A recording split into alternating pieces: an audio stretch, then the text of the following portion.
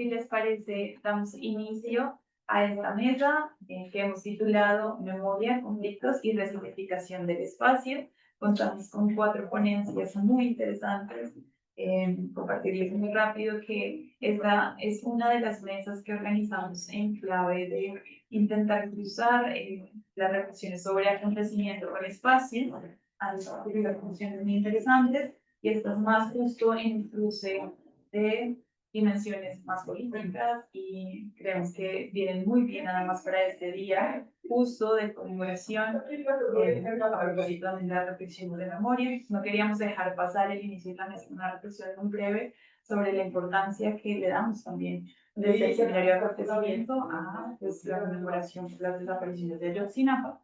Y bueno, tenemos el gusto de abrir esta mesa con Leonardo Bastida Aguilar, que viene de la UAM Azcapotzalco y ha traído una ponencia que tituló El Paraíso Perdido, análisis socioliterario sobre el cambio social en un espacio turístico.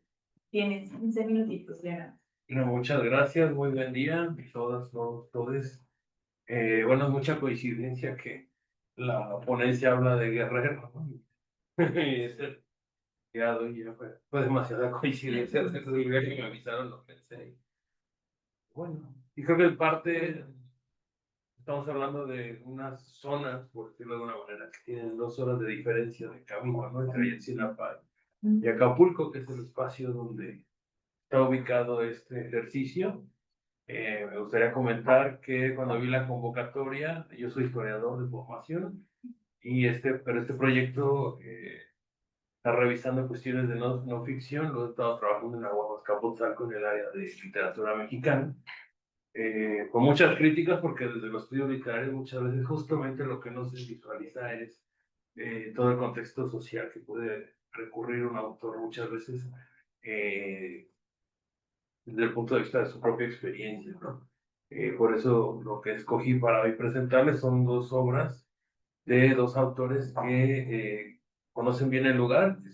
Uno es José Agustín y el otro es Sergio González, que ambos conocen bastante bien el puerto de Acapulco, pero además es como visualizar un poco esta parte del acontecimiento, ¿no? El acontecimiento no como un hecho sin concreto, sino como una serie de elementos que justamente detonan un cambio, y en este caso un cambio de tener un espacio, ¿no? Muy en concreto, además con la serie de situaciones que han ocurrido ahí, pero como justo por eso el tema de Paraíso Perdido, porque bueno, hay que recordar que Acapulco fue el proyecto turístico por excelencia mexicano del siglo XX, pero justamente a finales del siglo XX es cuando comienza a haber una serie de sucesos, de acontecimientos y de cambios que se engloban muy bien dentro de esta categoría de acontecimientos que justamente van a cambiar su panorama a lo que hoy en día es, ¿no? Un espacio demasiado complejo socialmente y donde, bueno, pues ese paraíso pues ya no existe prácticamente, ¿no? La que sigue, por favor. Bueno, yo parto de la fusión entre sociología y literatura, que es tomar en cuenta que la literatura toma un poco de partir de hechos sociales, ¿no? Que un hecho literario en sí muchas veces es un hecho social, que no hay este aislamiento que a veces se percibe, ¿no? Que muchas veces, un poco decía hace ratito, que a veces para analizar literatura también tenemos que analizar todo el contexto sociocultural en donde surge la obra, porque muchas veces los autores pues son producto de su contexto, ¿no? Y muchas veces de lo que van a referir, sus referencias, su ubicación, o la forma en que construyen su universo literario, pues viene a partir también de sus experiencias, de su entorno, ¿no? Y de lo que están viendo, sobre todo más actualmente en el siglo XXI, que la mayoría están, bueno, no sí, la mayoría de las plumas más jóvenes trabajan sobre el tema de la no ficción, ¿no? Que es ya cuando consideran que la literatura es insuficiente para poder expresar lo que necesitan decir de una forma metafórica o con otras figuras literarias, pues recurren a elementos de la no ficción que incluyen lo que es autobiografía, lo que es historias de vida, lo que es muchas veces también esta parte del reportaje, ¿no? La crónica y otras herramientas que no se asomaban en la literatura mexicana antes de del siglo XXI, no eran tan comunes. ¿A qué sigue, por favor? Entonces, bueno, de acontecimiento ya lo hablé un poquito, yo en mi caso me basé un poco en las fotografías de Cícero, pero también en los de Deleuze, que no hay como eso, ¿no? Como un acontecimiento, como un hecho, si lo vemos de una manera histórica muy tradicional, un hecho en concreto, sino es, como decías, es un conjunto de elementos que justamente detonan una modificación social, y en este caso en un espacio muy concreto, ¿no? La que sigue, por favor, aprovechar los 15 minutos. Bueno, la primera obra es Dos horas al sol, de José Agustín, que esta se publica en 1994. ¿Por qué escogerla?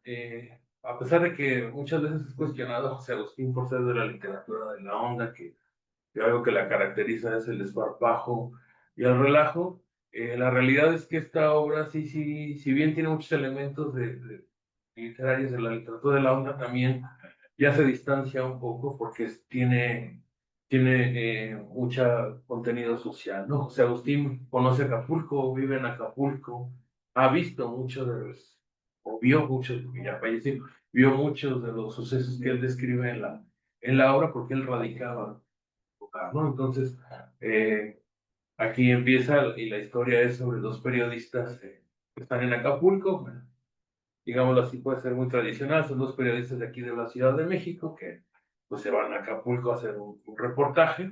Estamos hablando de finales de la década de los 80, más o menos buscando las referencias que él utiliza en la obra, la pude ubicar en ese contexto, y van porque justamente van a hacer un reportaje sobre un conflicto que está ocurriendo y que bueno, ellos pretenden publicar. Obviamente los periodistas pueden ser un poco arquetípicos, pero creo que aún así tienen muy buen hilo conductor para lo que estamos revisando. La que sigue, por favor.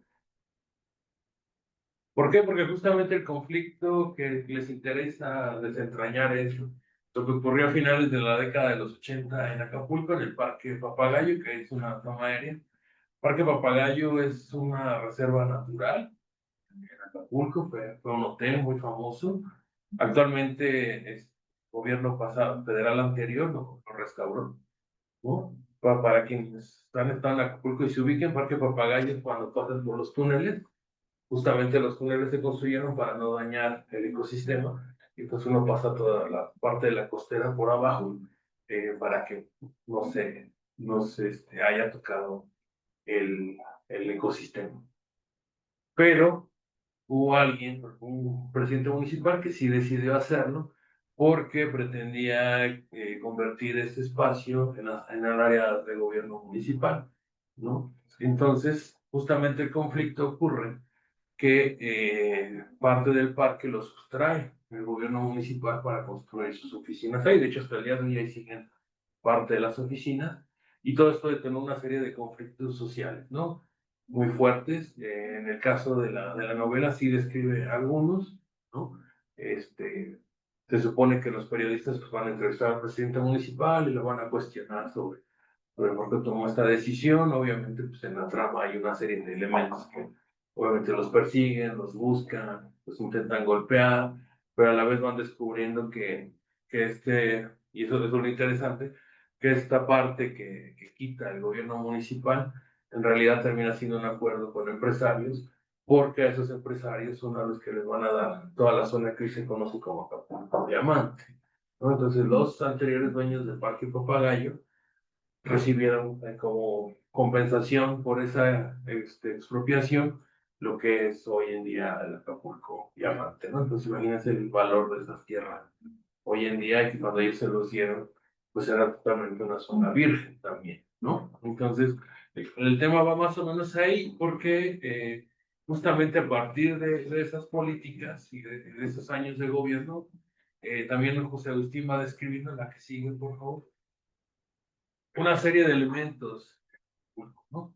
Uno de ellos, sí lo cito textualmente, disculpa, no lo leeré en tiempo, pero él habla mucho de esta parte que es la entrada de la carretera de la Ciudad de México a Acapulco por nuevos puentes, por el nuevo túnel que da justamente hasta la costera, la Diana Cazadora, que es Ciudad Renacimiento, que en la década de los 80 se construye esta colonia, y es la colonia que ha sido muy dañada por los fenómenos naturales, pero también es la colonia donde han surgido la mayoría de los sicarios que hoy en día están en Acapulco, ¿no? Entonces ahí retomé este fragmentito de cómo va descubriendo José Agustín cuando van entrando a Acapulco, pues como ahí es una zona llena de miseria, de muchas carencias sociales, ¿no? Y que es algo que, te dice, eso no existía antes en este Acapulco, ¿no? Hasta estos gobiernos de los 80. La que sigue, por favor. Ah, y ahí se me pasó, ya me acordé. Que iba a hacer ahí. Pero bueno, esa cita que luego igual las paso.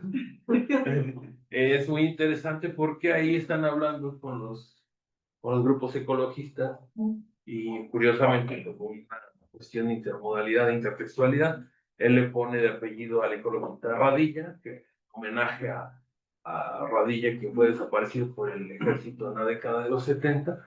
Entonces ahí habla y él les dice, cuando están hablando sobre el conflicto del Parque Papagayo, que si continúa el tema ambiental de querer explotar Parque Papagayo y las nuevas áreas que se refieren, que es lo que sería como desde hoy en día Acapulco Diamante, lo que se va a terminar por detonar es más miseria, como esta zona que es Ciudad Renacimiento, que fue la parte que siempre se la afectada por los huracanes. Dice, pero esto va a llevar irremediablemente a la violencia social, ¿no? Y la cita termina con ese término, violencia social, y por eso ya me acuerdo que ayer ya no la transcribí, pero justamente iba en ese sentido porque así termina la cita, ¿no? Con el término de violencia social, ya como leyendo un poco pues lo que podía detonarse algunos años después, y justo por eso conecto con la siguiente obra, que es así viene completa, que es la de Sergio González Rodríguez, que es la del hombre sin cabeza. ¿Por qué esta obra? Estas sí son obras ya de no ficción, es parte de una trilogía que él escribió, ya falleció también, él fue columnista en La Jornada, en Reforma, en varios periódicos, publicó pues más de 20 libros, desde narrativa tradicional, cuentos, pero su gran trabajo que se reconoce es este de la trilogía, porque escribió Huesos en el Desierto, referente a Ciudad Juárez, Campo de Guerra, que es el que sigue después de este del Hombre Sin Cabeza, que es cuando ya se detona entre 2006 y 2010, propiamente lo que se conoció como la mal llamada guerra contra el narco. Pero Hombre Sin Cabeza lo dedica a los años entre 2004, 2003, 2006, que son esos momentos cuando empiezan a aparecer cabezas en espacios públicos, ¿no? Y él hace este estudio, que más que como tal, un ensayo es, pues, es un híbrido, ¿no? Entre crónica, entre un reportaje en algunos momentos es un estudio histórico y antropológico sobre lo que significa el estacionamiento de cabeza, pero ahí lo que él va describiendo es cómo en estos espacios, como Acapulco, que son espacios muy concurridos, muy simbólicos, muy conocidos, muy vistos, comienzan a aparecer estas cabezas y no es algo gratuito, ¿no? Sino más bien van mostrando un cambio en la situación del país. La que sigue, por favor. Y justamente, bueno, ahí es la no ficción, la que sigue, por favor, van a entrar en cuestiones teóricas.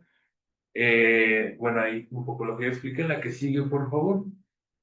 Ahí él justamente narra el momento en que se encuentra la primera cabeza en Acapulco, en 2006, pues en una de las zonas más céntricas, y refiere que son policías, ¿no? Las dos primeras cabezas que están en Acapulco, que justamente es parte de un zafarrancho entre la policía y traficantes de drogas, ¿no? Y que, bueno, pues como los policías asesinaron a un jefe de las mafias, pues obviamente hubo cierta venganza, y él un poco cuando describe esta parte, él anteriormente va describiendo cómo era Acapulco cuando era niño, él se acuerda mucho de esa parte, y antes de citar esto, él lo va describiendo cómo era el Acapulco de los 60, 70, cuando había estrellas de cine, cuando había mucha inversión, cuando era un espacio muy visibilizado a nivel mundial, y dice, bueno, a partir de la década de...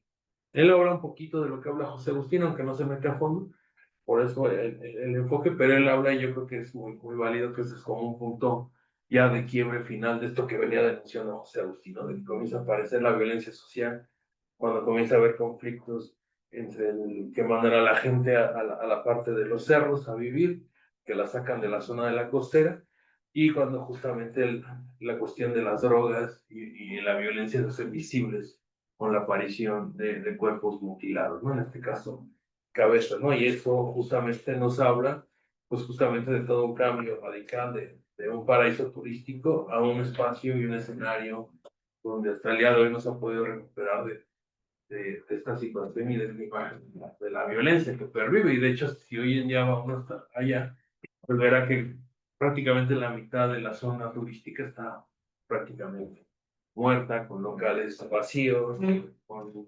mucho conflicto ambiental, las playas llenas de basura, el Parque Papagayo, que se restauró, ya está muy descuidado, estas colonias crecieron mucho más todavía, ¿no? Esto que le llama el Ciudad Renacimiento es una colonia grandísima, grandísima, y también atrás de Acapulco Diamante está ocurriendo lo mismo, porque están comenzando a construir colonias para los trabajadores de los hoteles, ¿sí? Entonces, creo que por eso selecciono este par de obras que van mostrando justo cómo se dio esta transición de un espacio idílico a un espacio que se ha convertido en un pues, paraíso, pero de la violencia, ¿no? Y creo que ahí dejaría mi apunte por el momento.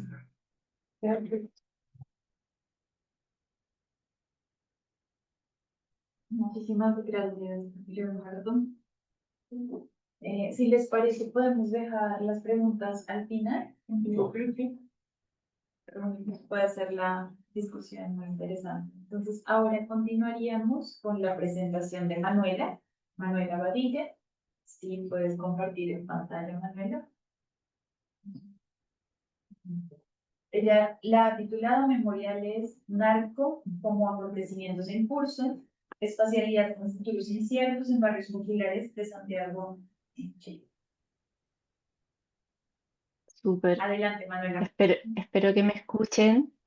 Quería partir con un agradecimiento muy grande a las organizadoras de este encuentro. Tenía planificado estar presencialmente allí, entonces tengo mi corazón un poco roto de verles en ese espacio, aparte que tan lindo, tan íntimo. Pero nada, la vida me trajo acá. Estoy a 15 horas de diferencia, estoy en Japón. Entonces la cabeza puede ser que no me funcione muy bien, pero les pido disculpas de antemano. Y lo otro es comentarles que esta es la primerísima vez que voy a presentar unos resultados preliminares de un proyecto que comenzamos a trabajar hace aproximadamente 5 meses y que tiene justamente que ver con la emergencia de narcofunerales en la ciudad de Santiago, ¿ya? Entonces voy a poner mi cronómetro como para no abusar del tiempo.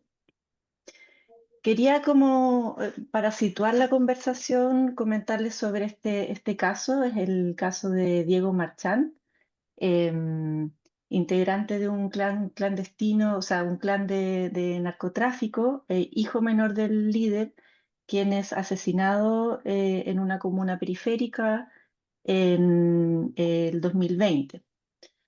Su muerte trajo varias consecuencias y por eso lo menciono. Una de ellas fue la construcción justamente de un narcomausoleo. Estos son conceptos que ha utilizado la prensa de gran envergadura. De hecho, la foto de la portada de la presentación es esta construcción, ¿cierto? Y que la prensa llamó un castillo. Y bueno, tras el asesinato pasaron varias cosas. Una de ellas es justamente la realización de este videoclip que se llama Dieguito por siempre, donde varios amigos, parte de la familia, se reúnen para honrar la vida de Diego Marchant, en un género además que ha sido muy importante y creo que va a ser muy importante para el proyecto, que es el trap, que está en muchas ocasiones muy asociado a justamente la construcción y la permanencia y también la destrucción de estas intervenciones urbanas. Y esta cita es una parte de la canción, dice: ¿por qué te vas? ¿Por qué te vas, Diego Marchant? La Caro City, que es el nombre de la población, ¿cierto? Una población aparte como muy emblemática, muy luchadora. em, y el mundo del AMPA. AMPA en Chile significa como el mundo del crimen a la antigua, digamos, como el crimen digno en esta economía moral. te recordará, si tú no estás, Diego Marchán, si tú no estás, tus familiares y tus compañeros no te olvidarán. Este caso es uno de los ejemplos emblemáticos de la irrupción en el debate público de la presentación y destrucción de memoriales. Son mausoleos, animitas, murales y altares vinculados a trayectorias asociadas a la ilegalidad, como de repertorios de duelo asociados al narcotráfico y al crimen organizado. Estos memoriales y ritos funerarios suelen conmemorar muertes violentas y se emplazan y desarrollan en el espacio público. Su aparición en el debate ha gatillado controversias acerca del uso del espacio público, la legitimidad del duelo y el alcance de las políticas de seguridad. En este trabajo proponemos observar este fenómeno social bajo la lupa o el lente del acontecimiento, es decir, como procesos que no concluyen en el hecho de la muerte, sino que continúan mediante materialidades, discursos y prácticas que reconfiguran el tiempo y el espacio, especialmente en estos barrios donde estos narcomausoleos están emplazados. Em, Como parte del problema de investigación, y acá me gusta mucho poder compartir este trabajo con ustedes porque son súper expertos, en mi opinión, la Academia, digamos, mexicana, en estudiar los efectos de diferentes niveles y orden del narcotráfico, es algo que también se ha visto en Chile el último tiempo. Los últimos 5 años hablan de un avance muy, muy grande del narcotráfico. Entonces, hay diferentes estudios que tienen que ver con la complejidad del crimen, ¿cierto? Con temas de seguridad, y eso ha venido de la mano con la masificación de la narcocultura. Eh, en ese marco es que entendemos la construcción de memoriales y otro tipo de ritos funerarios como narcofunerales, especialmente en barrios socioeconómicamente desaventajados de la ciudad de Santiago, que afectan no solo la economía o la seguridad de los territorios, sino las formas de vida. En esa como conjunción se ha dado muy, muy recientemente una política de desmantelamiento em, liderada de hecho por el presidente, quien en su cuenta pública el año 2023 menciona que son estas unas manifestaciones irritantes del narco en su forma de ostentar las armas, de intimidar a los vecinos cuando se realizan funerales de los integrantes de sus bandas. Dice, los balazos, los fuegos artificiales, los memoriales narcos y las amenazas a quienes denuncian estos hechos no son tolerables. Entonces, a partir de eso, eh, se despliega esta política pública que tiene que ver con hacerse cargo a través del desmantelamiento y particularmente la destrucción de de estas intervenciones en la vía pública. Ojo, todas estas imágenes son imágenes que han aparecido en prensa, las que les estoy mostrando, que dan cuenta como de la existencia. La mayoría de estas imágenes están asociadas a la destrucción de estos lugares. Entonces, a partir de eso, nos hacemos algunas preguntas, tienen que ver con cómo estos memoriales mantienen abierto el acontecimiento de la violencia estructural, pensando en que están todos ellos situados en territorios socioeconómicamente muy desaventajados y muchos de ellos estigmatizados, y producen a la vez nuevas formas de habitar el espacio. Y por otro lado, cómo el Estado enfrenta este fenómeno que se despliega principalmente en barrios, como ya mencionaba, súper vulnerables, eh, con carencia de servicios básicos, entre otras cosas. Em, y cómo esto puede producir formas nuevas o tensionar las formas ya existentes de recordar. Para que ustedes entiendan, el proyecto es un proyecto multimétodo, cualitativo, son 3 años y estamos como recolectando información, pero la idea es poder realizar 30 entrevistas fotoelicitadas con habitantes de 2 barrios en la ciudad de Santiago que cumplen con estas características de tener narcomemoriales y narcofunerales y además em, tener índices de precariedad, como se llama en Chile, a este tipo de barrios. Entrevistas a expertos también, esas ya las tenemos enteras realizadas, que se dedican al tema de la seguridad y que han visto de alguna u otra manera el tema de los narcomemoriales. Y por último, análisis de discurso que incluye prensa, que es muy, muy importante en la construcción de este fenómeno, pero también documentos oficiales. Hay algunos, está como incipiente, de nuevo, como les comentaba, esto es muy nuevo respecto de su abordaje. Em, brevemente, los debates conceptuales que han dado forma a este proyecto tienen que ver con la conjunción de narcotráfico o crimen organizado en territorio, especialmente territorios vulnerables, y cómo esto se relaciona con violencia urbana, especialmente con características que tienen que ver con desigualdad de ciertos territorios. Es decir, esto no ocurre de forma homogénea en la ciudad, sino que especialmente está afectado, eh, o ahí hay como una conversación que es como el huevo o la gallina, ¿cierto? Afecta principalmente este tipo de territorios que sufren además los efectos de estas nuevas violencias. Pero al mismo tiempo, esta presencia de los fenómenos produce nuevas exclusiones y formas de vida, y esto es una perspectiva más culturalista y etnográfica que ha sido súper importante en el estudio de la presencia del narcotráfico. Hay varios estudios ahí, libros importantes en esa materia. Por otra parte, entender que la memoria requiere del espacio, está anclada siempre en el espacio. Esto se ha estudiado por lo general en términos nacionales, pero rescatamos acá literatura que enfatiza el lugar de lo local, ¿ya? El espacio local como el epicentro de la construcción de memoria.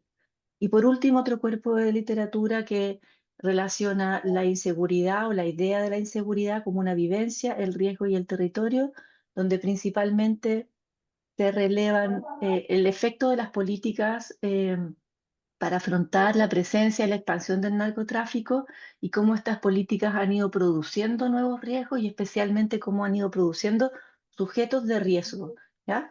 En ese contexto es donde estas nuevas formas de memorialización ocurren. Algunos resultados preliminares para que ustedes también se hagan la idea. em, Estas son mapas que estamos haciendo a partir, esto es importante porque es un problema como epistemológico de este proyecto de investigación. Todo el catastro que hemos construido, que da cuenta de 56 narcomemoriales y más de 94 narcofunerales, se construye a partir de publicaciones de prensa, ¿sí? O sea, hay una ahí dificultad investigativa para ir y tener claridad de qué es lo que realmente, y los números ahí pueden cambiar muchísimo. Entonces lo planteo como un problema, pero como un desafío también de investigación que creo que es importante, especialmente en estos temas que implican violencias extremas o violencias estructurales. El mapa que ustedes ven acá son presencia de narcomemoriales en Chile. Lo que ven acá es un pedacito de Chile donde está como la parte central, donde está la mayor cantidad, y este gráfico acá al lado muestra que la región metropolitana, donde está la ciudad de Santiago, también se encuentra la gran mayoría, y esta es una imagen también de la ciudad de Santiago. Eh, Están los colores em, presentados según el nivel de prioridad social, que de nuevo es el indicador que ocupa al menos el Estado de Chile para jerarquizar como dimensiones socioeconómicas de la población. Lo que está más oscurito le llamamos en Chile el cono de alta renta, y algunas otras comunas que no tienen este fenómeno, ¿cierto? Lugares más acomodados. Y bueno, y el resto de la ciudad, y los más claritos son los que tienen alta prioridad social o media alta prioridad social, donde están localizados estos fenómenos. ¿Ya? Eh, ya, y acá entonces como el puzzle, de nuevo, esto es súper preliminar, entonces hemos ido analizando, tenemos estas 8 entrevistas con expertos, tenemos 6 entrevistas con actores locales y una catastro súper importante con análisis de prensa que nos ayuda como a formular estos datos preliminares. Sabemos que los memoriales narcos surgidos recientemente en barrios populares se analizan como acontecimientos, los queremos analizar como acontecimientos en curso, porque condensan y prolongan la violencia estructural de la marginalidad urbana. Y aquí, siguiendo a nuestra mamá intelectual, a Robin Wagner Pacifici, se entiende que los acontecimientos no son hechos aislados, sino procesos dinámicos que persisten a través de objetos, de discursos y de performance. Estos 3 elementos que permiten analizar el acontecimiento del narcomemorial se intersectan, y este es como el otro cuerpo de literatura de la antropología, con lo que Michel Taussig ha denominado en un libro reciente la magia del cadáver, que tiene que ver con las formas que puede producir la muerte, especialmente la muerte que se da en contextos de violencia continua, en la organización de la vida, pero especialmente la organización del tiempo y la organización del espacio. Entonces dividimos, esto es como una matriz que va por cada una de estas dimensiones del acontecimiento, lo material, lo discursivo y las prácticas, y tratando de entender qué pasa con la organización del tiempo y del espacio en cada una de estas dimensiones. Entonces voy a ir súper brevemente para hacer honor al tiempo.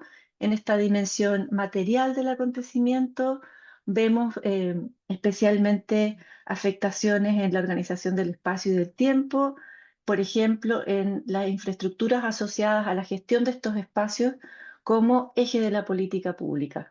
La política pública se ha centrado en la recuperación de estos espacios a través de cuestiones que son supermateriales como la instalación de luminarias, la construcción de plazas, etc.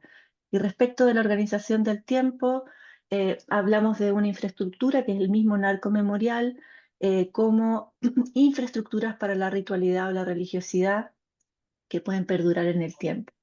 Y en este contexto, la presencia de reliquias y objetos para el recuerdo, como ustedes pueden ver en la imagen de más abajito, este es un arco memorial y acá están las carteras de Rachel, que es la mujer honrada en este lugar. Eh, la dimensión discursiva también tiene una afectación en la organización del espacio y del tiempo, y aquí discursos principales son el discurso de la recuperación del espacio, que es un discurso como hipercentral en la política pública, de hecho se plantea como una lucha, una batalla por la recuperación del espacio, y por último, al mismo tiempo discursos moralizantes. Y ahí les quería compartir una cita sobre lo moralizante que dice, eh, porque al fin y al cabo dentro de estos espacios también es sabido que estos mismos agentes son malos, digamos, son lo que dan miedo a los vecinos, y esto es lo que dice una profesional que trabaja en temas de seguridad en uno de estos barrios.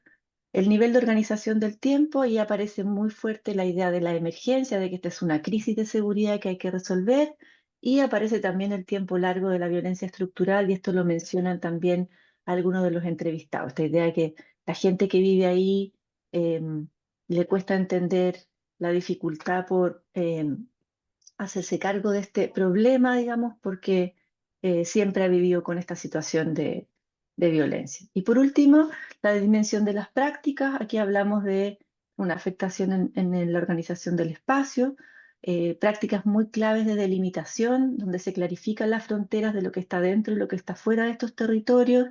Se produce un espacio a través de cuantificaciones, jerarquizaciones y a través de operativos policiales. Y respecto de la organización del espacio, el tiempo largo de la burocracia es un elemento clave, el tiempo mediático fundamental, y la redefinición, esto más a nivel local, de los horarios de los vecinos y las pobladoras de los lugares, que muchas veces tienen que modificar sus tiempos, digamos, y sus rutas, entre otras cosas. Y bueno, para terminar, el análisis de estas categorías nos muestra cómo el narcomemorial, con la magia del cadáver, utilizando esta categoría de Taussig, y el lugar vertebral de la ritualidad de la muerte, participa de la configuración espacial y temporal de estas comunidades. El estudio de la proliferación de memoriales narco y su abordaje político nos muestra la capacidad de este acontecimiento para abrir, pero también para dar continuidad a diferentes capas de violencia estructural. La magia del cadáver, observado en la centralidad de lo funerario y la presencia de la muerte, impacta en estas comunidades y la forma de habitar estos territorios que históricamente han sido desaventajados y en algunos casos estigmatizados. Este impacto se observa principalmente en la reorganización del espacio, como pudimos ver en estas categorías preliminares, y de la temporalidad de estos sectores. Em, las dos configuraciones del espacio y de la experiencia del tiempo forman parte de la producción de comunidades y sujetos de riesgo, no en riesgo, y eso es una como de los efectos claves, digamos, de lo que está produciendo esta política, que se despersonalizan y reducen a categorías necesarias para la implementación de estas políticas públicas, que parecen a veces criminalizar a quienes habitan estos sectores. El video que recuerda a Diego Marchán, que les mencionaba al comienzo, grafica esta tensión. Junto con la construcción de memoria, se fortalecen identidades también del barrio y en este caso del AMPA, digamos, de este crimen como más tradicional, legitimando en esa práctica la ausencia del Estado.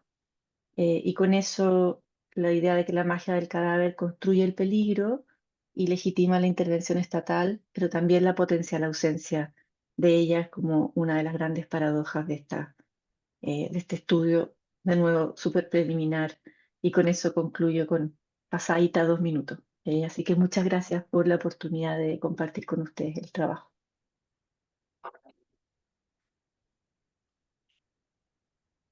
Muchas gracias a ti, Manuela, por bastante lucida presentar muchas notas y muy temprano. Muchas gracias por el esfuerzo.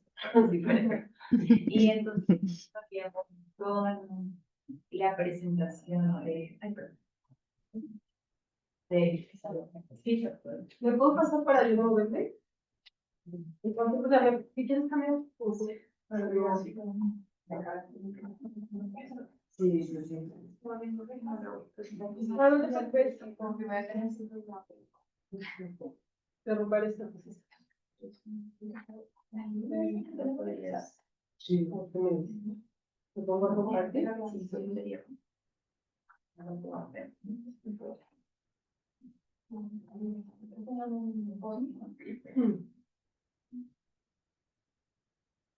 Por compartir todo porque eso ya lo voy a hacer como. Entonces, continuaríamos con la ponencia de Luisa Rodríguez Cortés, que ha titulado Derribar estatuas, levantar memorias, acontecimientos que disputan los órdenes socioespaciales. Muchas gracias, hola a todos, todas, gusto. Bueno, después de tu presentación, Manuela, me siento un poco más intimidada porque mis ideas están bastante muy desordenadas. Esto también para mí en realidad es la primera presentación que hago sobre este tema y es una investigación que, pero saben que, perdón, voy a poner aquí, porque si no se me va la, espérame, lo pongo aquí, queda.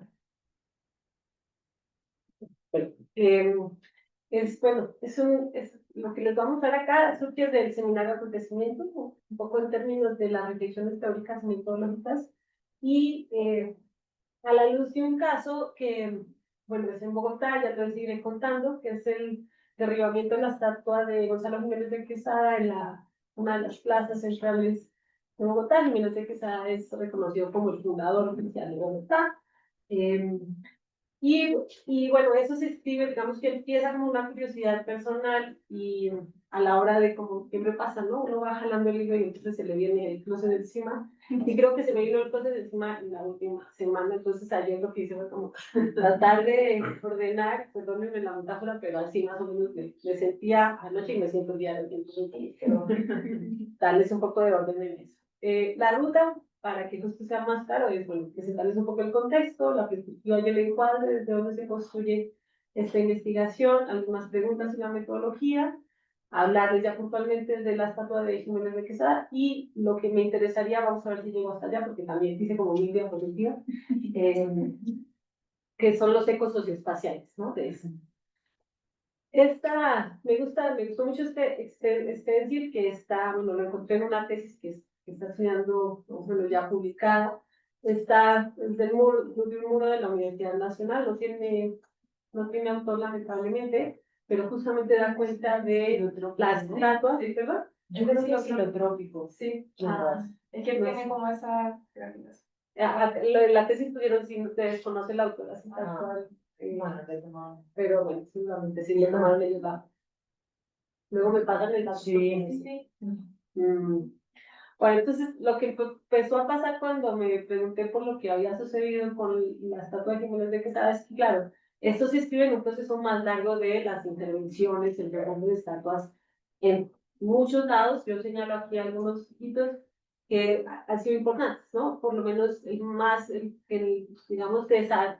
reconoce como el primero, es el San Cristóbal de las Casas, antes del lanzamiento del ZLN en el 92, y es la estatua de Diego de Rosario, que yo me.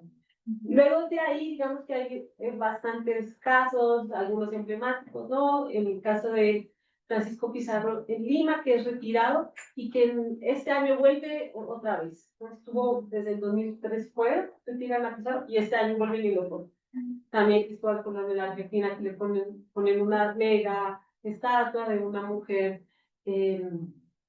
también hija que es retirada y ahorita están debatiendo qué se pone. Con el movimiento Lives Black Matter hubo un montón de intervenciones en estatuas en Estados Unidos, algunas de las más importantes de Junípero Serra en California. Y en Colombia, en el año, digamos, de la mano del movimiento nacional, del paro nacional del 2019 y el 2021, hubo varias intervenciones, dos de estas a las estatuas de Sebastián de Belalcázar en Popayán y en Cali, son ciudades principales al sur del país, y la de Jiménez de Quesada en Bogotá.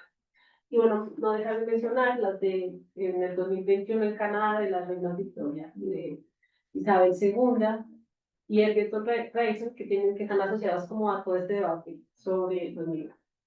Bueno, un poco como el contexto. Y la perspectiva, entonces, pues se va a ser un poco repetitiva con lo que ya hemos dicho en estos espacios, pues pensar el acontecimiento como un fenómeno procesual, no como un hecho positivo, ¿no? A la luz de lo que discutíamos ayer con Graciela, me quedé pensando, bueno, a lo mejor lo que este tejido de los hechos sociales como acontecimientos, podemos hacerlo verbo y pensar en acontecimental. Estamos en ese proceso de tejer, ¿no? Sobre lo que sucede y cómo entendemos los hechos, las repercusiones, lo que deriva de estos acontecimientos. Algo que no está definido de manera a priori, que no tiene unas causas específicas, ¿no? No hay una causalidad directa, que lo que ya sabemos va muy claramente en la literatura, sobre todo el papel de la historia, pues es que reconfigura la temporalidad, ¿no?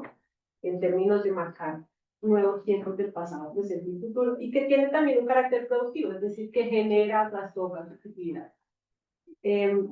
Y entonces yo decía, bueno, esto, completarlo con una mirada también espacial, que es, digamos, la pregunta que nos trae a esta línea de mesas es, ¿qué está pasando con el espacio? Entonces también a riesgo de ser, muy bueno, pues vamos a los básicos, a los de siempre, ¿no? Las citas que uno tiene en los textos desde hace 1000 años, entonces, bueno, pues esta idea del tejido urbano, del interior, como, pues no solamente este espacio físico-geográfico, sino como una forma de vivir, digamos, él lo pone esta armazón de una manera de vivir, que es la sociedad urbana, sobre la cual digamos, se reproducen y se intercalan procesos de otro orden. También Hardy, ¿no? Como este espacio urbano que en sí mismo reproduce un sistema de valores, una manera de vida. Y bueno, justamente entender este espacio urbano como el tejido social que constituye el orden en sí mismo, es decir, no es que esté sobre el orden, sino que lo constituye. Un poco en términos generales, pensar las dimensiones espacio-temporales.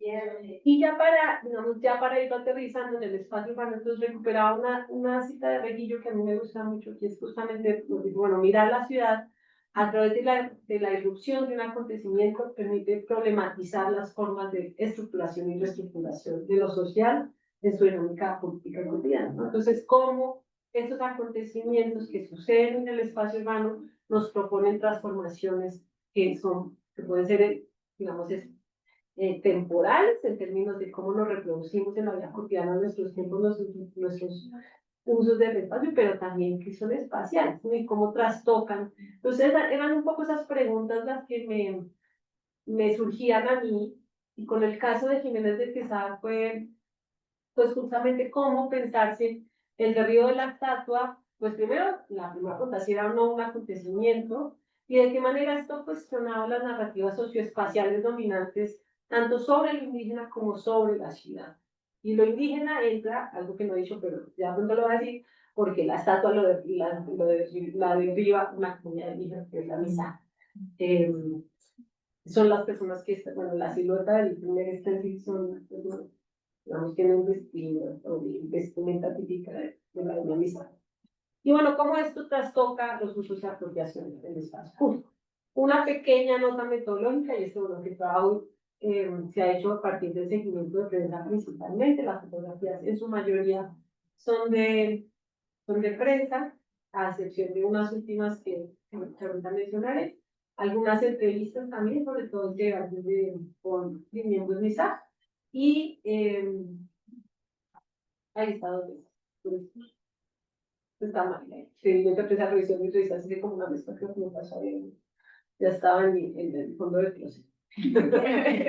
Esta es la plazoleta hace varios años, con una, o sea, en su versión antes incluso que se pusiera la estatua se pone en el 88. Entonces antes había una fuente, la estatua de Jiménez de Quesada ya estaba, pero estaba en otro lugar, estaba como a 10 cuadros de donde estaba. Entonces esta es la estatua, vamos a mediados de los 80, perdón, esta es la plaza del Rosario, donde va la estatua, y en ese momento en realidad estaba la cara, que era como el diseño original. Posteriormente, es como está hasta el año 2021 cuando es derribada. Esta plazoleta colinda con una avenida que además lleva el mismo nombre, es decir, la avenida González Quesada. Y hacer parte también de esta avenida hizo parte de un proceso de renovación urbana que se hizo en el centro de Bogotá a principios de los años 2000, donde se cambió la arquitectura, también permitió la entrada del sistema de transporte, bueno, Transmilenio, que es acá el Metrobús, adoquinó la calle y además se canalizó un río que estaba allí con ayuda obviado por una cosa estudiantes o por este arquitecto colombiano, que además fue un fracaso porque se canalizó el río muy bonito, pero lo que sucedió a los 2 días es que todos los habitantes de España usaban el río para el baño bañarse. del centro. Entonces, bueno, eso fue un poco lo que, digamos, como estaba la plaza. Entonces, ya contándoles puntualmente lo que pasó, voy a ir apurando porque si no, no voy a llegar. Primero, decir que esto ocurre en el marco de una movilización social, con el derribamiento de estas estatuas, tanto de Belalcázar en Popayán, la de Belalcázar en Cali, que además ya fue restaurado y nuevamente puesto en su lugar, como la de Jiménez de Quesada el 7 de mayo, y luego, días después, hubo intentos de derribar la estatua de Colón y la de Isabel la República, que también estaban en Bogotá, lo cual fue muy prontamente, digamos, parado por la policía, y después de eso se generaron las mesas de diálogo. Pero a la luz de las entrevistas y ahondando por qué o sea, cómo se toma la decisión de derribar esta estatua, qué es lo que había ahí. Entonces, lo primero que empieza, por lo menos desde el discurso de las personas con las que yo he hablado, es que esto hace parte de un proceso organizativo de más grande edad, ¿no? Entonces, pues casi, y eso es muy importante para los integrantes MISAC, para los miembros MISAC, y es que la organización viene, uno les pregunta cualquier cosa y la organización viene desde los años 60, desde el CRIC, que es una de las primeras asociaciones campesinas del sur de Colombia en los años 60, donde hay una articulación con otras etnias, los ingas, los pastos, y muy rápidamente se hace claro en el discurso que este proceso organizativo está atravesado por la recuperación de la memoria. Incluso parte, digamos, del eslogan más tradicional de los años 60 y 70 era recuperar la tierra para recuperarlo todo, y eso se ha transformado en años recientes a recuperar la tierra y la memoria para recuperar el territorio. Es decir, la memoria aparece como un elemento central del proceso organizativo. Y entre el año 2019 y 2021, como les decía, pues se realizó una gran movilización en Colombia, que fue el paro nacional, donde participaron sindicatos, estudiantes, indígenas, y allí hubo una muy importante participación de lo que en ese momento se conoció como la MINA, que era en realidad la Organización de Comunidades Indígenas del Sur en Resistencia del Sur de Colombia. Cuando se derriba la primera estatua de Sebastián de Belalcázar en Popayán, se hace un juicio histórico, que es un juicio simbólico, y lo llevan a cabo los MISA, en términos de cuestionar por qué esta persona, hacen un juicio a Sebastián de Belalcázar, que por supuesto pues no tenía otro resultado que culpable, y que termina en el derribamiento formal de la estatua de Belalcázar. Después se hace un proceso similar en Cali. En Bogotá ya no se hace el juicio histórico.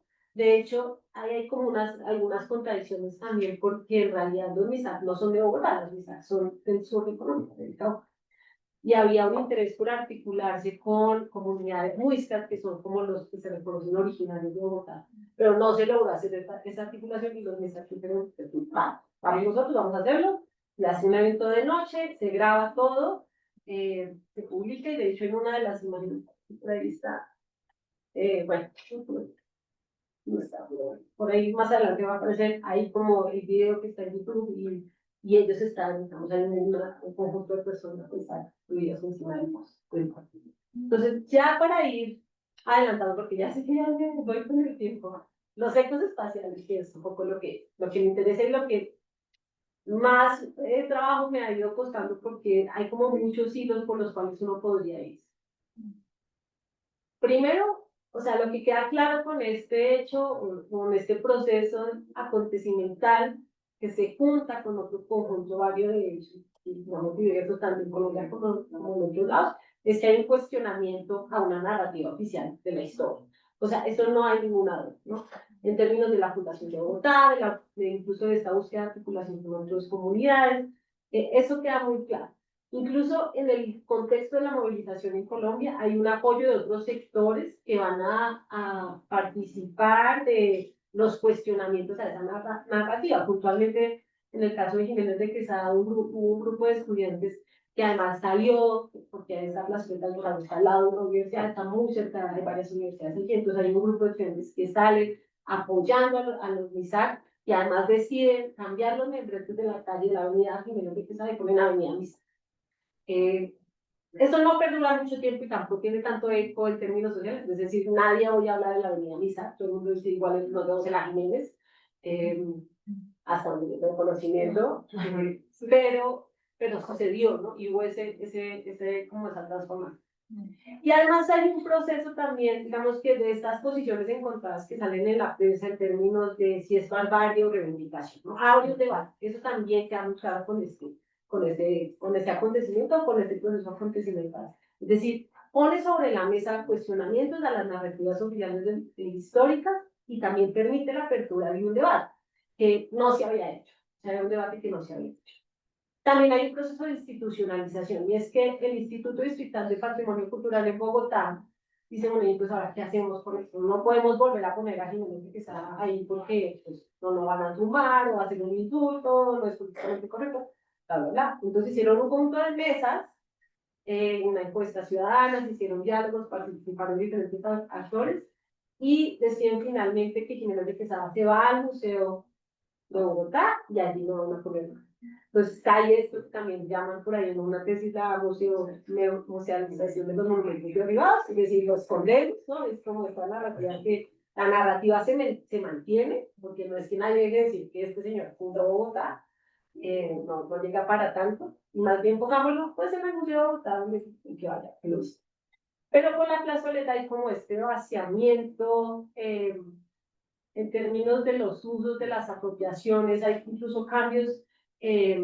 Los vendedores de Esmeralda, que son un grupo de comerciantes que se ubican sobre la Jiménez, se suben, o sea, se suben como dan 2 calles para arriba y se toman de alguna manera una parte de la plazoleta. Hay cierto descuido urbano sobre la plazoleta, es decir, como que está ahí medio encerrada, con estas bardas. Eso en los últimos años. Y la última semana, entonces acá les traigo la piedra, que además es la piedra que tenía en el inicio de la presentación. Ahí es como una piedra, pero no es una piedra, es un símil de una piedra. Porque la pregunta es, ¿qué es el fondo? ¿No? Entonces, ¿qué hacemos con este espacio? Que los ecos son los ecos de esos espacios. O sea, ¿qué es lo que pasa con la ciudad en términos? Cuando se quitó la estatua, ya sé que ya me estoy pasando el tiempo, pero ya va a terminar.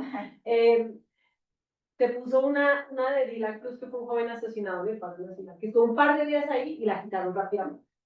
Y ahora, en las últimas 3 semanas, de hecho a partir del 9 de septiembre en Bogotá está la Bienal Internacional del Arte de Ciudad. Y entonces, pues por supuesto que la plaza, que está ubicada en un lugar céntrico para los que conocen Bogotá, que está en el centro de la Candelaria, que está en un lugar clave, pues no podía quedarse fuera de la Bienal y el circuito turístico del capital. Y entonces ahora tiene una escultura que es esta piedra, yo digo la piedra, no es una piedra, es una cosa hecha con otros materiales, ahí está toda la explicación. Además tiene como unos besos, está toda llena de besos.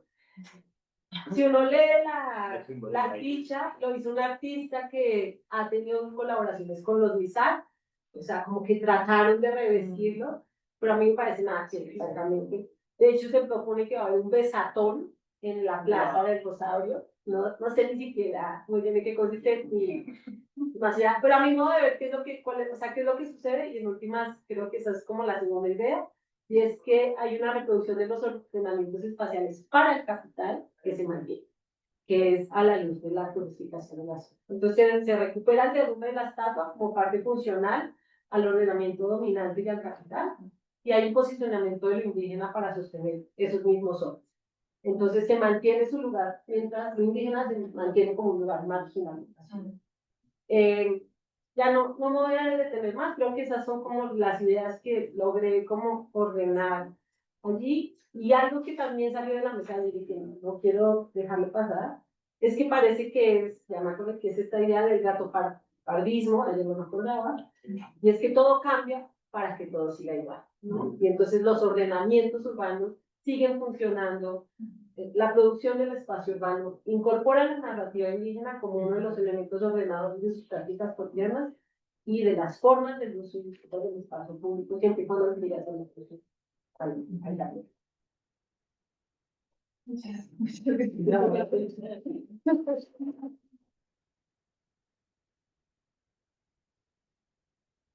Gracias. Perdón por los excesos. La puedes poner, pero si puedes. ¿Te conectaste? Ah, ok, porque la había descargado. Para no estar viéndote también que esté como. Sí, sí, es fácil para ti. Oh.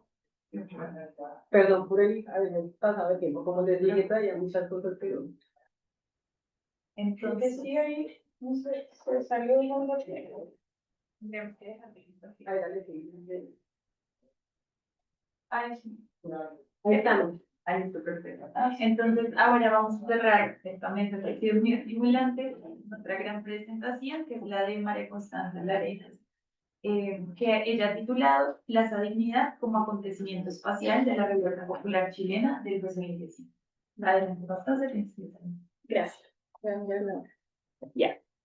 Bueno, lo que voy a presentar también es un poco especulativo, pero deviene en sí de mi proceso de la maestría de estudios regionales que realicé aquí mismo en el Instituto Mora, que justo trabajé la disputa de Plaza Dignidad durante la Revuelta Popular Chilena, particularmente desde la experiencia de mujeres y disidencia sexogenérica.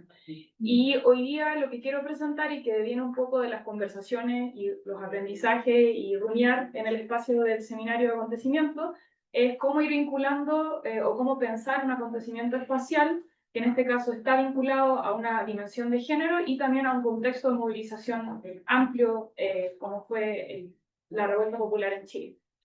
Y bueno, particularmente, como para ir poniéndolo un poco en contexto, bueno, la revuelta popular comienza el 18 de octubre del 2019 en Chile, digamos como el hito por sí solo. Por supuesto que hay como una concadenación de distintas movilizaciones. A mí me encanta también como enfatizar que hay una tradición muy fuerte en Chile, los movimientos estudiantiles, son los movimientos de estudiantes. Hay dos grandes organizaciones, que es la CONES y la ACES.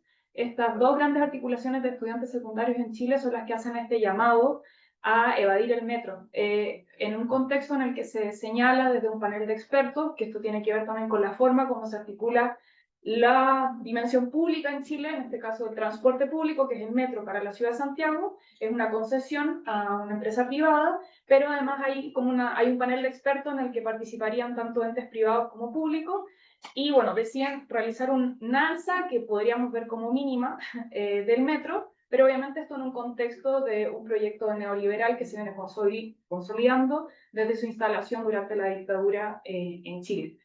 Que por supuesto tiene sus matices y sus tensiones desde el retorno a la democracia con los gobiernos de lo que se denomina hoy en Chile como la izquierda, con las tensiones de la derecha, y que bueno, justo en este momento se menciona esta alza, estamos con un presidente que es Piñera, que es un presidente de derecha, y viene este contexto también que siempre creo que es importante mencionarlo, y es que hay una tradición de movilización y de organización que había sido muy fuerte en Chile, que es de estudiantes. Entonces se hace este llamado, y bueno, lo que viene es una cadena de sucesos que solo alientan un poco más a que la gente simplemente salga a la calle, y es que la respuesta del gobierno es que estos jóvenes no tienen nada interesante que decir, que ellos, igual en general en Chile, tú tienes tu pase escolar, con el cual pagas un poco menos, ¿no? Y que por lo tanto no tendrían por qué preocuparse de cómo llegan sus papás al trabajo. Bueno, esto lo único que hace es generar más malestar y rápidamente, o sea, esto fue como de menos de una semana entre que se anuncia esta alza, está este llamado a organizarse y a evadir el metro. Una vez que se hacen estos llamados a evadir el metro, la gente también se comienza a concentrar, sobre todo la noche del 18 de octubre, en distintos puntos de la ciudad, y se genera algo que después conocimos como los cacerolazos y que se replicaron durante muchos meses, incluso diría un año hasta, en Santiago de Chile como en otras ciudades. Pero bueno, en todo este contexto de movilización social, a mí me llamó particularmente la atención lo que estaba pasando en Plaza Dignidad, que es Plaza Baquedano, que es renombrada durante la revuelta como Plaza Dignidad, y a mí lo que me interesaba justo ahí era observar qué era lo que estaba pasando con la participación política de mujeres y de ciencias sexogenéricas en estas grandes movilizaciones en un espacio público y en esta disputa mixta, o sea, porque aquí está mixta y plural. Digo mixta porque hayan tanto varones como mujeres y disidencias, pero también decir que era una movilización plural, ¿no? No es necesariamente una movilización ni de un grupo indígena específico, ni de un partido político en específico, ni, por ejemplo, como una lucha de mujeres.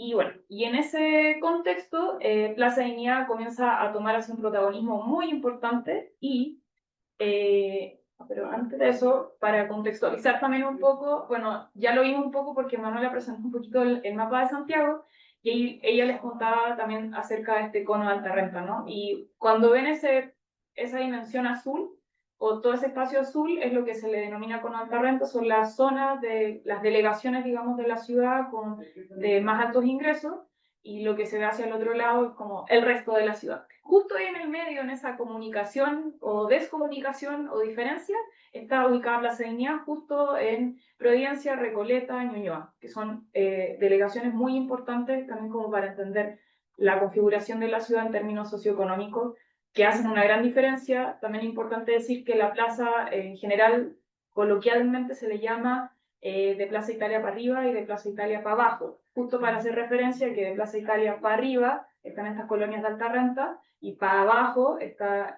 lo que es Santiago Centro y bueno, todo lo demás en realidad, porque ahí se ve un poco. Y bueno, entonces lo que yo, bueno, ese era mi interés y mi objetivo durante esta investigación, pero aparecieron cosas que justo ya pensándolas también en el seminario de acontecimiento me gustaría como seguir cuestionando y pensando en lo espacial, en el acontecimiento y qué pasa después con estos espacios. Entonces tomo como inicio, ¿cierto?, que está el 18 de octubre del 2019, se inicia la revuelta popular en Chile. El protagonismo que ocupa Plaza Baquedano, Santiago de Chile, que renombraba como Plaza de Dignidad por el movimiento social. Entonces hay un movimiento social masivo, hay una salida masiva a la calle, hay una intervención, ocupación y transformación de los espacios, que también esto se realiza a través de prácticas de protesta que disputan los sentidos del lugar en su sentido tanto material como inmaterial. Y es un poco lo que fui como encontrando durante mi investigación. Esto también son fotos, son todas de parte de mi trabajo de campo en Santiago. Esto ya no es en el punto más álgido de la revuelta, pero sí se puede observar me olvidó poner las otras láminas de la plaza antes, pero para que se hagan una idea, no sé si... bueno, ahí creo que se ve más cómo es en general ese espacio, esa es la plaza, como que técnicamente también es como una plazoleta muy chiquita, la verdad no un espacio como de reunión cotidiano, más bien es un lugar de paso. También hay que mencionar que ahí está una de las salidas de metro de la estación Baquedano. La estación Baquedano es como acá, no sé, Tacubaya, es como una muy central, muy importante porque te conecta con otras líneas de la ciudad. Y en ese sentido siempre ha sido un punto de encuentro y como les decía también este punto como de decir, bueno, vas para arriba o vas para abajo. Y también como se ve, se puede observar que es un espacio de mucha circulación, donde pasa un eje muy importante que es la Alameda y que después se transforma un poco más hacia arriba en Avenida Providencia. Es un eje articulador que vendría a ser como Reforma de Ciudad de México. Entonces en ese sentido es un espacio que en general sí había sido ocupado para distintas manifestaciones, ya sea deportivas, por ejemplo, cuando ganaba la selección chilena o cuando perdía, también para de los equipos de fútbol, cuando estos grandes clásicos que hay, también los barristas se concentraban ahí, también en general las marchas y las movilizaciones comenzaban y o terminaban en plaza, entonces en general sí tenía como ese sentido como de punto de reunión y de movilización y manifestaciones, pero nunca a la escala que vivimos durante la revuelta a partir del 2019. Y entonces, ¿qué pasa? Que con estas grandes movilizaciones, obviamente, no solamente hay una concentración masiva de personas, sino que comienzan a aparecer otras prácticas en el espacio mismo. Hay diversos trabajos y creo que también diversas líneas, un poco lo que decía Luisa sobre cómo abordarlo. Hay hartos trabajos que se han dedicado más a estudiar el caso justo también de una estatua, que es la del general Baquedano, que durante la revuelta fue removida. Esa estatua también había estado ahí durante mucho tiempo. Representa a un general, toda esta historia como la narrativa del Estado-Nación chileno también. Y bueno, en un momento dado, siempre, o sea, desde que comienza el 18 de octubre, esta estatua comienza a ser como intervenida de manera sistemática, al punto que un día es quemada. Y ya cuando es quemada, sobre todo los grupos de extrema derecha chilena vinculados a los militares, deciden removerla del lugar para resguardarla. Y bueno, de hecho justo ahora está muy en diálogo con lo que planteaba Luisa, porque medio que quedó eso muy en el aire y ahora hay un proyecto como de volver a instalarla. Pero eso voy a seguir hablando. Y bueno, que es justo el problema, ¿no? O sea, para mí eso me parece súper interesante pensar este hito espacial en un contexto de la revuelta, pero también preguntarme qué pasa después de la revuelta. ¿Qué pasa? Sobre todo, lo que fue apareciendo en mi tesis es qué pasaba con la experiencia de mujeres y ciencias sexogenéricas en un espacio público que ya de por sí para las mujeres implica como una diferencia y cierta desigualdad en el desplazamiento, en la seguridad y en las prácticas que podemos realizar en estos lugares, y más en un contexto de movilización, y pareciera que se agudiza en un periodo post-movilización. Y eso también es súper interesante de mirar, porque a quién le estamos facilitando, ¿no? Como este reordenamiento de la ciudad. Bueno, y hay diversas prácticas, algunas que me gustaría mencionar que yo estudié más durante mi maestría fue el Jardín de la Resistencia, que es la foto que ven abajo. Ese fue un espacio recuperado, que también fue un espacio que durante la revuelta se cierra la entrada del metro. También hay antecedentes de que ese lugar se ocupó durante la revuelta como un espacio de tortura y de detención de algunos manifestantes. Un grupo de vecinos, bueno, se generan un montón de asambleas barriales en distintos territorios, y particularmente la que vive y colinda ahí con Baquedano. Arman una asamblea y de ahí nace la idea de armar este jardín de la resistencia. Arman este jardín que estuvo funcionando y fue un punto verde que no había antes ahí. Y bueno, ahí justo esa vez estuvo súper lindo porque se instaló pasto. Esto también es como medio anecdótico, pero lo importante es que la derecha, en el contexto de la movilización y también de que se venían las elecciones entre Gabriel Boric y el candidato Kast, deciden instalar este pasto sintético en el plinto, de lo que ven ahí como el plinto que quedó de que sostenía Baquedano, y ponen este pasto para señalar así como esto es lo que podría ser Chile, como Chile limpio, pulcro. Y resulta que hacen los manifestantes, y estuve muy contenta porque justo alcancé a estar, yo estaba ahí ese día, y movimos el pasto y lo trasladamos hasta el Jardín de la Resistencia. Y bueno, obviamente eso quedó ahí funcionando como un espacio súper lindo durante varios meses. Los vecinos estaban súper organizados, iban a regar, los locatarios alrededor también colaboraban y así. Pero bueno, gana Boric y obviamente todo esto cambia. Y eso abre como otros debates también sobre cómo, qué pasó con esta movilización. Gran parte, o hay un relato muy importante que busca instalar también la idea de que la movilización se cerró en este acuerdo que se celebra entre Gabriel Boric y, bueno, y otros políticos chilenos con la derecha, y que ya con el triunfo de Boric ya se acaba como todo este malestar. Pero bueno, vamos a ver qué va a pasar cuando se vuelva a abrir el espacio. Porque, ¿qué pasa? Bueno, esto ya es como más imágenes de lo que apareció, pero siento que me estoy como grabando. Entonces, lo que va apareciendo, bueno, eso, gana Gabriel Boric, y lo que se decide con el espacio es que se tiene que mejorar, también en una, como concadenado un proyecto que venía hace años, que es de mejoramiento de la Alameda, que hoy día es este proyecto, que bueno, así está más o menos ahora. Esto es como una foto de las últimas que encontré. Tengo unas parecidas que tomé hace un par de meses en Chile, bueno, en Santiago, y es que el espacio está un poco como inutilizable. Por ejemplo, en las últimas manifestaciones ya no se puede ir a la plaza como ni para congregarse, ni para llegar, ni para salir. El espacio está completamente ocupado como por trabajos en obra, que no tienen mucha información. parte de la información que hay de la Oficina de Arquitectura, que es la que se adjudicó este proyecto, que es la nueva Alameda Providencia, que incluye a la Plaza Baquedano.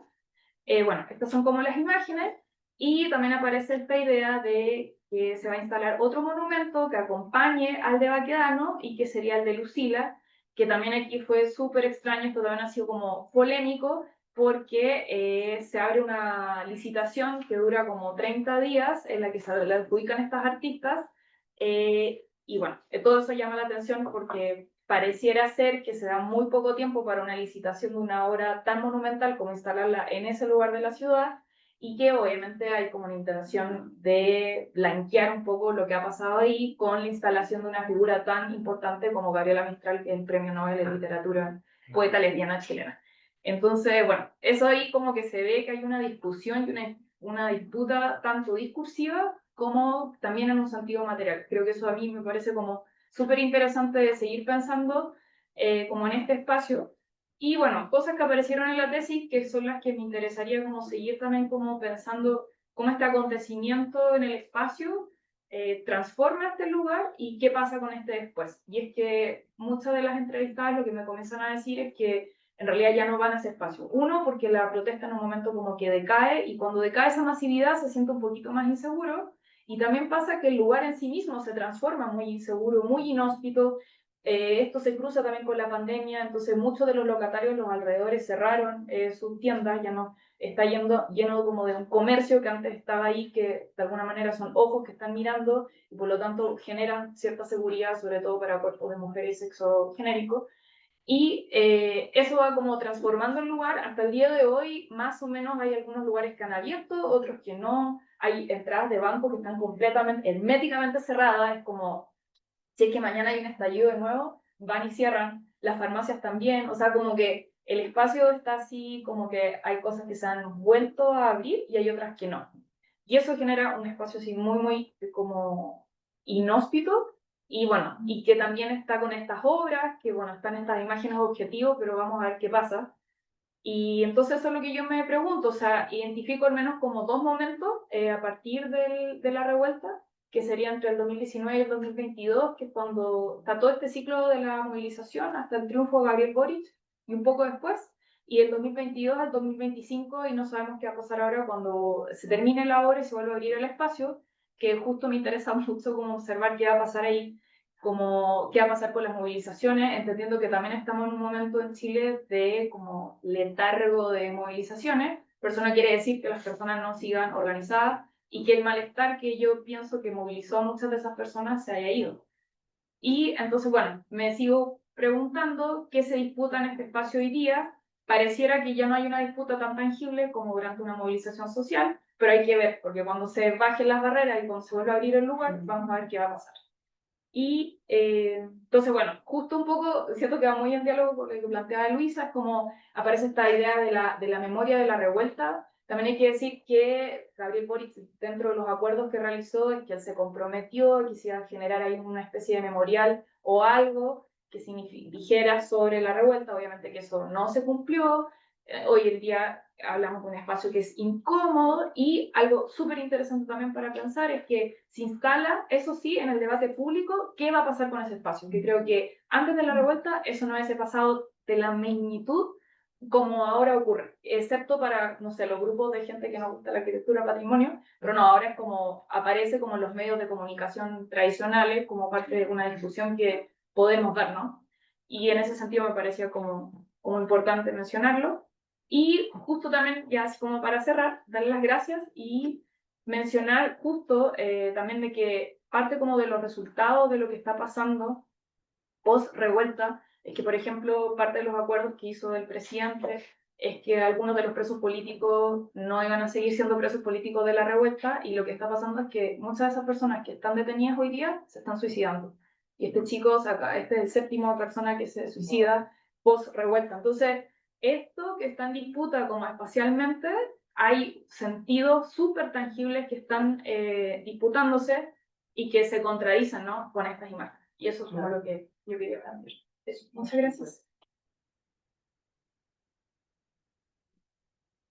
Muchas gracias, Constanza. Muchas gracias a todos y todos. Fue muy estimulante Ha sido bien, escucharles. Lamentablemente tenemos poquito tiempo hasta la próxima mesa, pero pues ahora la palabra para recoger un par de preguntas. Yo tengo unas preguntas. Dos preguntas en realidad. Una, bueno, agradecer, fue súper interesante escucharles.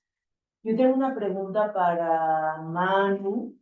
Bueno, en general, todas las presentaciones hablan de un punto de partida, ¿no? O sea, como ese hecho que te permite ver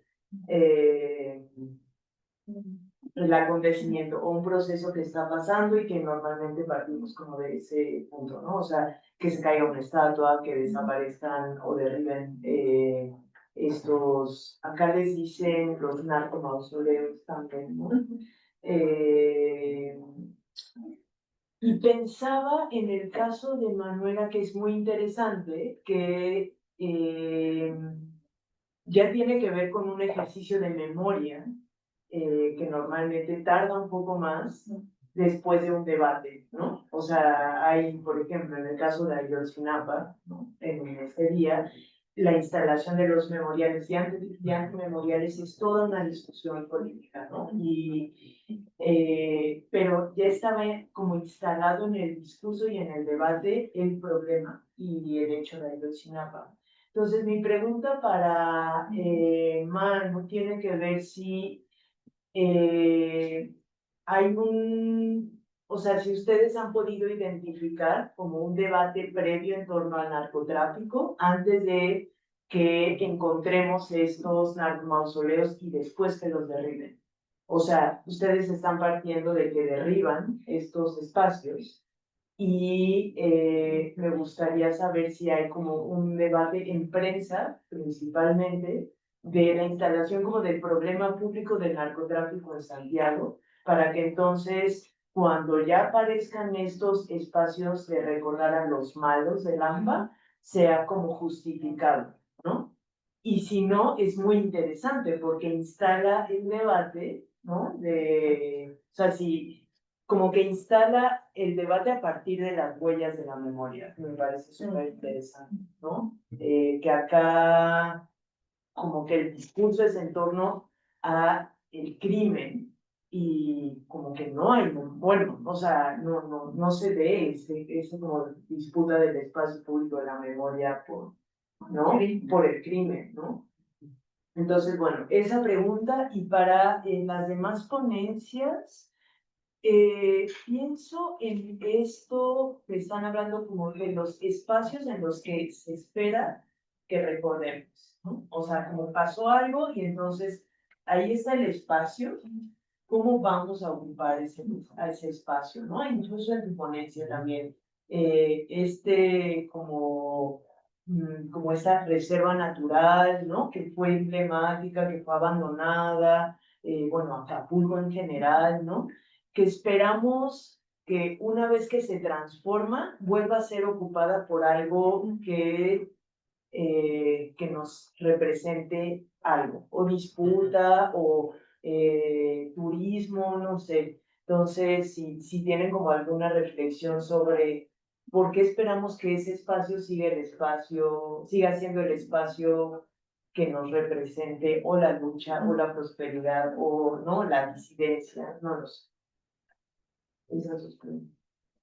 Yo también tengo varias preguntas, pero quería solamente formular, probablemente aquí podemos luego platicar más, pero quería formularle una a Manuela sobre algo que mencionaste en algún momento que tenía que ver con la cobertura de prensa y que suponía un desafío para la misma investigación. Y entonces yo me preguntaba, porque mencionaste que se trataba de un ejercicio metodológicamente cruzado, si estaban pensando justamente en entender con otro tipo de elementos, no sé, si era posible hacer un trabajo etnográfico de la relación con estos espacios, ¿no? Que además tú enuncias como narcomemoriales, pero que están siendo registrados por la prensa y tienen un registro de prensa me imagino muy particular, que tiene que ver además con esto, ¿no? Con la disputa de lo criminal, ¿no? Y entonces, si se contempla, ¿no? Otra mirada para ver cómo están siendo enunciados estos por otro tipo de circuitos o de poblaciones o de registros o de narrativas, tal vez para salir un poco como o para confrontar esta noción del narcomemorial. Y también quería preguntarte si de alguna manera pueden mirar o estar interesadas e interesados en observar estos espacios en el diálogo con otros espacios, porque creo que en nuestras ciudades lo que sucede a menudo es que no solamente hay este tipo de apropiaciones espaciales, ¿no? Bogotá está llena, ¿no? de lugares que se han apropiado, ¿no? de la ciudad, de enunciaciones de memorias diferentes, y que tal vez en ese mismo diálogo con otro tipo de apropiaciones que no son enunciadas ni practicadas desde el narco puedan encontrar, o sea, puedan encontrar otro tipo de imágenes de disputas y de prácticas. Eso. Yo también quería hacer una pregunta para Manuela porque me parece súper interesante el caso, bueno, la metodología y lo que nos presentaste hoy. Me quedé pensando justo en algo que empieza a suceder acá y bueno, ha sucedido en otros lados, y es justamente como este turismo del narco o turismo de la pobreza, ¿no? Que incluso ahorita creo que hasta se pueden encontrar así como tours para ir a Tepito, que es uno de los barrios más pues, estigmatizados, es la palabra. En Medellín también. En Medellín también. Y bueno, y incluso acá en Tepito hay una cosa que es el culto a la Santa Muerte, que no es tanto así como memorial a una persona, pero sí es un espacio muy vinculado al narco, a la muerte y demás. Entonces quería saber si hay, en ese sentido, si has visto pistas en términos de justo la apropiación de estos espacios por otras dinámicas urbanas. ¿Les parece si damos espacio para que estudiantes que van en la línea para empezar a responder y luego vamos a empezar? Adelante, Juan. Súper, muchas gracias por las preguntas y a mis compañeras y compañeros por las presentaciones. Como creo que hay un montón de diálogos. Se voy a la pregunta, bueno, al comentario de Fabiola sobre el punto de partida. Clave, obviamente, en la literatura del acontecimiento. Y creo que ahí justamente el lugar de la prensa, en este caso particular, juega un lugar central, porque efectivamente en Chile la presencia de memoriales, y creo que lo más común son las animitas, común además en toda América Latina, ha estado presente en estos territorios, son territorios formados todos en el siglo XX, ¿cierto? Migración campo-ciudad con mucha precariedad, donde la presencia del AMPA ha sido como eh, una cosa bastante transversal y con una ética también muy eh, importante de mencionar, ¿cierto? Hay como mencionaba también en la presentación, como unas negociaciones morales que son muy importantes para poder pensar el fenómeno. Entonces, narcoanimitas, o sea, o animitas relacionadas con la presencia de la ilegalidad han existido en estos territorios antes. Lo que no existía es la cobertura mediática sobre el abordaje, sobre la presencia, donde es muy curioso porque la muerte misma desaparece, ¿sí? O sea, lo que sabemos, y esto aparece es muy sistemáticamente en todos los registros de prensa, que es por donde sí hemos podido avanzar un montón. La mención al crimen es una mención que casi es un template, o sea, es como un molde.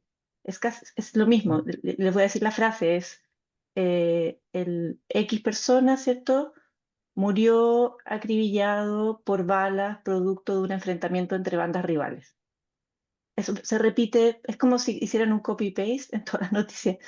Entonces, lo que se instala como acontecimiento es justamente lo problemático que son estos, estos espacios, y se ocupa ahí mucho una palabra que está muy de moda en Chile, no sé si está sucediendo en México, que es la palabra de las incivilidades, que también nos habla como de lugares donde se hacen fiestas, se orina en la vía pública, en fin, ¿no? Como un poco volviendo como al debate de civilización y barbarie. Entonces, Ujú. ahí hay un tema que yo creo que en este caso particular y por la politización de la seguridad ha sido muy importante y es muy marcado. O sea, este fenómeno no existía antes del 2023 como fenómeno de prensa. Y ahora hay reportajes todas las semanas, se habla de la guerra contra los narcomausoleos, en fin, o sea, como que hay un tema ahí muy curioso y que no corresponde, al menos con lo que hemos visto, con la situación que se vive en estos territorios, ¿no? O sea, en el caso de Diego Marchán que les mostraba es como el más emblemático, pero en general, como las imágenes que acompañaban la presentación son cositas así como eh, bien locales, en fin. Así que eso por ahí, respecto del tema, del problema metodológico, yo creo que un problema que me atraviesa a mí desde la formulación de este proyecto, que está también cruzado por temas éticos, ¿cierto? Como desde dónde uno se instala y cómo uno participa, también pensando en la tercera pregunta y comentario, con el turismo, ¿cierto? La estetización de un fenómeno tan problemático, ¿no? Como que y ahí hay una serie de dilemas que hemos estado como navegando, eh, y lo hemos tratado de sortear al menos con estas entrevistas a actores locales donde la metodología es la fotoelicitación, entonces como de no plantear uno ciertas preguntas, sino que mostrar estas mismas imágenes que la prensa hace circular y ver qué pasa, ¿no? Y lo que pasa en general es bastante distinto a lo que menciona la prensa. Es como un ejercicio proyectivo que lleva como a narraciones sobre la inseguridad cotidiana, nos lleva como a otro lado. Eh, y bueno, sí, el tema de los narcomemoriales y otros espacios, de hecho es como parte de la formulación del proyecto que habla sobre nuevos conflictos a nivel local en temas de memoria.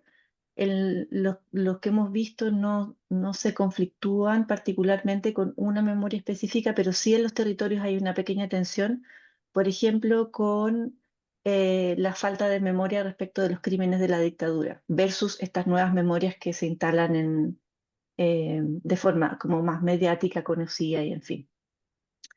Y lo último sobre el turismo, súper importante, no hay experiencias de turismo específicamente todavía, eh, pero sí hay una mercantilización del fenómeno que se ve muy claramente en la prensa, y que resulta súper preocupante, acompañada de el fenómeno, o sea, como el crecimiento narcocultural a nivel, por ejemplo, musical, ¿sí? Entonces, el video que no se los mostré por una cuestión de tiempo, pero hay varios de esos, no solo sobre Diego Marchand, que es este joven asesinado, sino que sobre otros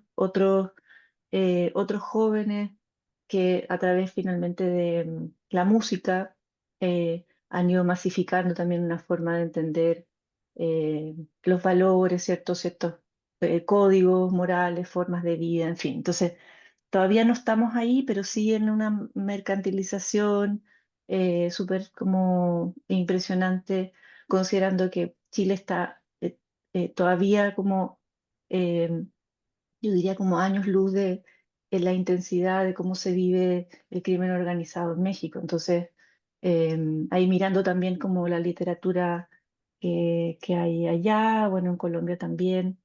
Entonces, eso, muchas gracias por las preguntas. Gracias a ti, Manuela. ¿Y quién quiere contestar? Bueno, sobre lo que preguntaban, yo diría muy concretamente que justamente en estos momentos allá en Acapulco se vive otro proceso de movilización, porque ahora el tema es, bueno, el parque se transformó, con López Obrador se restauró, la gente sigue inconforme porque nunca se devolvió el espacio que agarró el municipio nunca lo devolvió, y porque los dueños pues ahora tienen toda la parte, ¿no? De hecho está horrible, la parte que es el Palacio Municipal, pues solo son casas de lámina. O sea, ni siquiera se terminó de instalar ahí el Palacio Municipal, se quedó donde estaba, pero el terreno no se devolvió. Pero ahorita el debate está ahora sobre la avenida, que ahora la Marina está construyendo ahí el famoso Marina Bus. Entonces, el escenario es pues militarizante, porque la zona donde cruzas de Acapulco Diamante hacia Acapulco Viejo, ya hay un cuartel de la Marina, y por donde era el Hotel Hyatt y toda esa zona que antes era muy concurrida, ahora pues hay un cuartel militar, ¿no? Tal cual. Y a partir de ahí, pues está construyendo con el pretexto de la movilización, que la realidad es que ya no es un problema, porque de ese lado de Acapulco ya no se transita tanto como antes, pero están instalando este sistema de Metrobús que le van a poner el Marina Bus. Entonces el paisaje ahora pues, está peor porque es militarizado. O sea, se han ido a Acapulco últimamente, todo lo que se ve todo el tiempo es patrullajes, y que van a empezar estas obras, ¿no? Que además, justamente, otra vez los grupos ecologistas, que muchos tienen esas raíces del conflicto del papagayo, han vuelto a tomar los espacios, porque lo que quieren derrumbar para construir en Marina Bus son las palmeras de la parte de la costera, ¿no? Entonces, ahí es otra vez el conflicto socioambiental el que entra ahí, pero obviamente eso torna mucho más temas, ¿no? Porque además las bajadas de agua siguen funcionando, entonces todo eso vuelve a llegar a la costera, se inunda, no hay garantías por los fenómenos climáticos, que la obra tenga viabilidad, porque pues, un huracán la va a volver a derrumbar, a dejar inservible, pero está ahorita empeñada la Marina que se tenga que construir, ¿no? Además de tomar en cuenta que la gente ya no va hasta la zona centro por la alta peligrosidad que hay, ¿no? Incluso es la zona donde más balaceras hay, playas de Caletilla, que es muy común que ahí asesinen personas. Y lo que decía, que abrieron un tramo justamente donde ya hay un pequeño pedazo del Marina Bus, que es el que va de la costera hacia esta zona que les exponía, que es Ciudad Renacimiento, pero pues es como una favela ahí, entonces es una zona de alta peligrosidad, y pues las obras no han traído ningún beneficio, y la presencia militar es cada vez más constante, porque con el pretexto de la construcción pues están presentes todo el tiempo en el espacio público. Y la verdad es que el cuartel es demasiado agresivo. Ya uno va de repente de hoteles, bueno, los que quedan, y de repente llegas con una barda gigantesca que ya tapó la vista al mar además, y pues Guardia Nacional, Marina Nacional. Entonces todos esos elementos se han incorporado a un espacio donde no los había, ¿no? Entonces así quedó, y la movilización social está ahí, porque justamente pues, la gente de por sí queda como está Acapulco, ya no viene la gente y luego le metes ahora militares a las calles y a construir, pues la gente sigue espantando, ¿no? De pronto, solo para un poco recuperar lo que tú mencionabas, nos preguntabas, Fabiola, en términos de, no, o sea, ¿qué esperamos que se ocupe con esos espacios, no? Y yo un poco lo que me hiciste pensar también lo pensaba en términos de lo que nos mencionaba Constanza, y quizás ahorita también tú también, en términos de justo los tiempos de espera de ayer, ¿no? Es decir, ese tiempo de espera, y yo creo desde hace tiempo traigo también esa hipótesis en términos de que justo las obras, a veces las obras son una manera de gestionar este espacio en el momento, ¿no? Entonces, sí, tú decías, ¿no? En Plaza de se están construyendo. Y eso, o sea, lo vemos en cuánto se demora una obra en, no sé, en un lugar que está privilegiado en la ciudad, que tiene como, que se considera como gente, incluso en el propio Guerrero, en cuánto tiempo levantar la carretera, ¿no? O sea, yo alguna vez estudié el caso Coyuca de Viejo, pues cuando fue Manuel y en el 2015. Ahí la carretera se levantó así. En una semana era la carretera que conecta al norte del país, y eso ya está y las otras horas, ahora y son los tiempos de espera también del Estado en términos de gestión del espacio. Claro. Entonces, a veces, porque dicen, no, entonces vamos a reconstruir, y ahí bloqueas el paso, aferas, que haces un espacio súper inhóspito que puede durar, ¿no? Claro.